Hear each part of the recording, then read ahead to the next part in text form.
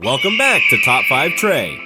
Today we're digging into the Razer Blackshark V2 X, a wired eSports headset that promises lightweight comfort, strong audio, and a great mic without the high price. But is it really worth it in 2025? Let's find out. Quick reminder, all gear from this video is linked below. Scroll down if you want to check it out. Weighing just 240 grams, it feels light and stays comfy during long sessions. The breathable memory foam ear cushions seal tightly to block outside noise, and the overall build is sturdy thanks to braided cables. Packed with 50mm Triforce titanium drivers, it offers clear, balanced audio and includes 7.1 virtual surround on Windows 10 and 11 systems. Community feedback highlights that positional audio lets you pinpoint where every sound is coming from. Razer's hyperclear cardioid mic delivers clean, focused voice quality with strong noise isolation. Tom's Hardware said it was incredibly high quality, especially at this price point, nearly matching a Bose QC35 II.